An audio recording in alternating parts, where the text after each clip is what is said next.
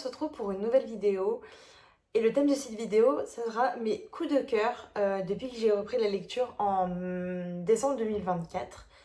Donc pour cette petite vidéo, j'ai choisi 5 petits livres que j'ai vraiment adorés, qui ont été des coups de cœur et que j'ai lus pas d'une seule traite, mais parfois presque. Donc il y a de la romance, il y a de la dark fantasy, on va parler de guerre, de politique, il y a un tout petit monde et je pense que cela va vous plaire. Et on débute avec Un palais d'épines et de roses, publié par Sarah Gemas à l'édition La Martinière Fiction, pardon. Du coup, on retrouve Fer Arqueron qui, suite au décès de sa mère, va vouloir prendre en charge sa famille. Et en prenant en charge sa famille, elle va apprendre à chasser. Et durant cette partie de chasse, elle va tuer un grand faé sous la forme d'un loup. Et du coup, suite à cette mort, elle va se faire kidnapper par Tamlin, qui est un grand seigneur faé. Et on va apprendre en fait qu'elle a tué son frère. Suite à cette kidnapping, on va suivre Fer dans ce nouveau royaume. Et on va apprendre en fait qu'elle est incroyablement bien traitée et qu'en fait Tamlin c'est un homme qui est énormément seul, en proie à une certaine malédiction. Et du coup, on va suivre cette jeune femme dans son histoire et dans ce monde et le moyen qu'elle va faire pour vouloir s'échapper et retourner à sa vie avec son père et ses 2 sœurs. Du coup, il s'agit du coup d'une romantaisie où on va avoir un peu un ennemi tout le vert et la trope âme sœur. Donc j'avais adoré cette histoire, c'est vraiment ma première romantaisie, donc j'avoue que pour le coup j'avais un œil un peu jeune sur la romantaisie, mais j'avais adoré l'histoire, j'avais adoré le monde et l'univers dans lequel l'autrice nous plonge, et c'est pour ça que ça reste un de mes coups de cœur et que j'ai hâte de pouvoir m'en faire une relecture bientôt. Bien que là, je vais pas pouvoir faire une relecture parce que c'est un peu trop jeune, je l'ai lu l'année dernière. J'aimerais attendre un petit peu encore avant de pouvoir m'en mettre dans une lecture. Mais j'avoue que le monde était beau, le world building était énorme parce que pour le coup, on a quand même une saga de 5 tomes. Donc elle nous emmène quand même dans un large, vaste univers. Et c'est pour ça que j'adore cette lecture et que je ne peux que la recommander. Mon deuxième coup de cœur, du coup, a été Un automne pour te pardonner de Morgane Moncouple, la saga Des Saisons, publiée par Hugo New Romance et Hugo Poche. Du coup, moi, j'avais acheté toute la saga en poche directement. Et j'ai lu lui et du coup Un hiver pour te résister. Donc il me reste les 2 autres tomes, mais comme je les lis par saison, c'est bien les seuls livres que je lis par saison d'ailleurs. Du coup, ici on retrouve Camilla O'Brien. Camilla O'Brien est une étudiante pour devenir avocate et elle va enfin faire sa première affaire. Donc sa première affaire va être la résolution du meurtre de Rory Cavendish, dont le suspect numéro 1 sera Luke McAllister, qui était son meilleur ami. Du coup, en fait, pour la petite histoire, Rory Cavendish est la personne qui l'a harcelé durant les années de lycée. Et Luke McAllister a participé à ce harcèlement, à cette humiliation durant le lycée, afin de protéger ses petits secrets. Du coup, on va être sur une Camélia qui va vouloir se venger de Rory et de Lou McAllister pour ce qui s'est passé durant le lycée. Et on est sur un Luke McAllister qui est prêt à tout pour se faire pardonner et repartir de zéro. Et surtout aussi dire que c'est pas lui qui a tué Rory. Enfin, c'est ce qu'il affirme, qu'il n'a pas tué Rory. Du coup, ici, on est sur une trope d'ennemis to lover, de second chance, de roman, évidemment. Il y a un peu de spicy. Du coup, si on aime bien le spicy, on en profite. Si on n'aime pas, on passe son chemin, bien évidemment. J'avais adoré le personnage de Camélia qui, du coup, va être partagé entre son envie de se venger et en même temps son désir pour Lou. Et j'avais adoré du coup le plot twist qui s'était passé dedans, l'intrigue, le meurtre, le désir, la tension et les personnages qui veulent se reconstruire face à toutes ces choses qui se sont passées durant le passé. Et j'ai adoré. C'est pour ça que d'ailleurs c'est un coup de cœur et que je le garde pour une future relecture plus tard quand j'aurai bien oublié les plot twists.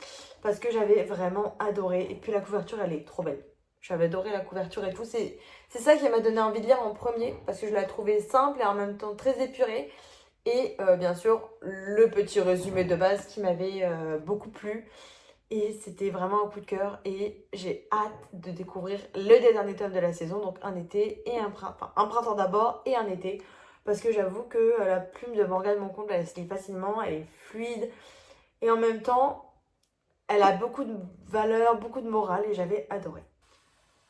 Mon troisième coup de cœur a été du coup Tant que Flévison ici de Zulfa Katou, publié par les éditions Nathan. Donc ici les thèmes abordés, c'est une fiction historique basée sur la guerre de la Syrie, où on y trouve du coup du chagrin, du deuil, des combats et infusion de romance. Donc ici on retrouve le personnage principal qui s'appelle Salama. Salama est une étudiante en pharmacie à Homs et elle va voir sa vie basculer suite à la guerre de Syrie où elle va tout perdre. Elle va perdre sa mère, son père, son frère et il va lui rester juste sa belle-sœur qui est enceinte d'un petit garçon, d'une petite fille, on ne sait pas. Donc on retrouve Salama qui passe ses journées à faire du bénévole à l'hôpital de fortune où elle aide un docteur et elle sauve des vies toute la journée. Donc elle sauve des vies toute la journée et elle va faire un peu plus tard la rencontre de Kenan en sauvant la sœur de Kenan. Donc Kenan, lui, vit dans un petit appartement avec son frère, son petit frère et sa petite sœur. Du coup, suite au fait qu'elle a sauvé sa sœur, un petit lien va se créer entre Kenan et Salama et une petite relation d'amour va s'installer. Coucou Rosa. J'ai un petit chat qui vient avec moi. Du coup, au fait de cette petite relation, Salama, elle est partagée, elle déjà de base, entre sauver sa belle-sœur et fuir la Syrie pour le bébé et sa belle-sœur, ou alors continuer son combat à sauver des vies à l'hôpital parce que c'est important et que les gens ne peuvent pas se sauver tout seuls. Et elle va être encore plus partagée suite à la rencontre avec Kenan parce que lui ne se bat pas avec des armes et des poings, il ne se bat pas physiquement, mais il se bat avec des images. Donc en fait, lui, il se retrouve sur les lieux de combat de Syrie à filmer avec un mécanoscope et après faire un montage vidéo et les poster sur les réseaux sociaux pour montrer au monde entier comment ça se passe en Syrie et pourquoi ils se battent. Et du coup, lui, Kenan, veut absolument rester sur le lieu de la Syrie pour pouvoir montrer au monde entier tout ça. Et Salama essaye de convaincre Kenan de partir de la Syrie parce que ça devient trop dangereux pour sa belle-sœur et le frère et la sœur de Kenan, ça devient trop dangereux. Et du coup, c'est vraiment un combat entre est-ce qu'on soutient sa patrie et on reste dans le pays ou est-ce qu'on fuit la Syrie pour y revenir plus tard. Et ça, c'est un combat presque tout le long de livre, en fait, c'est vraiment la question de qu'est-ce qu'on fait. Est-ce que c'est bien? Est-ce que c'est pas bien? Et du coup, j'ai trouvé ça poignant. Les personnages sont très poignants. Ils sont très matures malgré leur jeune âge. Ils ont un raisonnement de pensée très logique. L'histoire, elle est très bien construite. Le monde dans lequel elle nous plonge avec des détails qui sont vraiment sublimes. L'histoire d'amour, elle est très bien construite. Elle est très bien écrite. Vraiment, elle est géniale. Et j'ai vraiment adoré comment il y a l'aspect psychologique aussi qui est abordé dedans. J'en dis pas plus évidemment parce que je spoil pas tout, parce qu'il y a quand même quelques petits rebondissements. Et j'ai trouvé l'histoire sublime, j'avais vraiment dévoré l'histoire.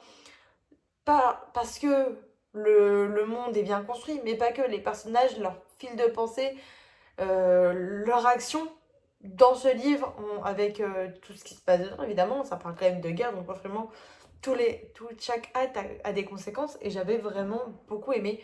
Donc je ne peux que conseiller ces lectures pour ceux qui aiment vraiment les romans historiques, les faits historiques, et tout ce qui se passe, ce qui peut se passer dedans. Pour mon quatrième coup de cœur, c'est Un Noël au Café des Oracles de Aurélie Garlage, publié aux éditions Rajo, où du coup là il est question de romance de Noël, évidemment, d'ésotérisme, d'amour et un peu d'écologie. Donc on retrouve Gaïa qui est notre personnage principal. Cette femme, suite à la disparition de sa maman, ne veut plus jamais entendre parler de Noël car ça a un fortement lien avec sa maman. Et aussi, elle ne veut plus parler de cartomancie, d'ésotérisme, parce que du coup tout ça c'est en lien avec sa maman. Donc, ce qui va se passer, c'est qu'elle va enchaîner des relations compliquées avec son père et sa belle-mère qui attend un enfant. Donc, elle va vouloir prendre son envol. En prenant son envol, elle va finir d'abord chez sa meilleure amie, Puis après, elle va trouver un petit travail dans un café où elle va avoir l'appartement qui se situe au-dessus du café, qui du coup va lui permettre de travailler et de vivre et de continuer sa vie d'étudiante. Donc elle est étudiante un peu en écologie. Et après, le soir, elle vient travailler au café pour pouvoir subvenir à ses besoins, tout simplement. Donc elle va faire la rencontre de Sacha, qui est un serveur et qui lui gère ses petites affaires à côté. Donc c'est vraiment un homme très mystérieux pour le coup. Et malencontreusement, il va lui arriver une petite bourde. La petite bourde, c'est que pendant la retraite spirituelle d'une des personnes du café, elle va tirer malheureusement les cartes et faire de la cartomancie pour une influenceuse. Et cette influenceuse, au lieu de faire taire cette histoire et de pas l'ébruiter, elle va dire eh, regardez cette femme, elle s'appelle Gaïa et elle fait des super. Elle tire super bien les cartes. Et du coup, bah, elle qui ne voulait plus jamais tirer les cartes, elle va être assaillie de personnes qui vont vouloir connaître leur avenir, leurs désirs, et elle va être vraiment connue du jour au lendemain, ce qui fait qu'elle va vivre ça de manière très compliquée, et elle qui voulait enterrer son passé, il va se retrouver dénouée, et elle va découvrir qu'elle a des dons pour la cartomancie comme sa maman, ce qui va du coup être très complexe pour elle, parce qu'elle voulait vraiment enterrer tout ça. Donc j'ai trouvé le personnage de Gaïa au début un peu dur envers elle-même et envers ses parents, enfin son père et sa belle-mère.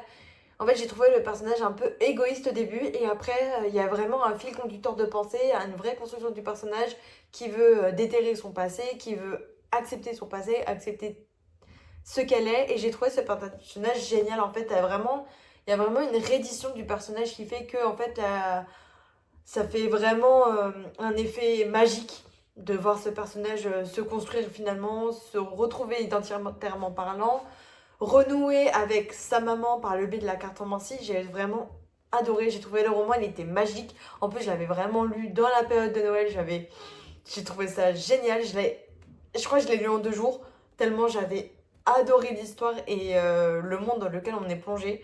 J'ai trouvé trop beau et la couverture, elle est trop belle. Je trouve que c'est vraiment la romance de Noël en question, avec vraiment le petit café qu'on peut voir sur la couverture.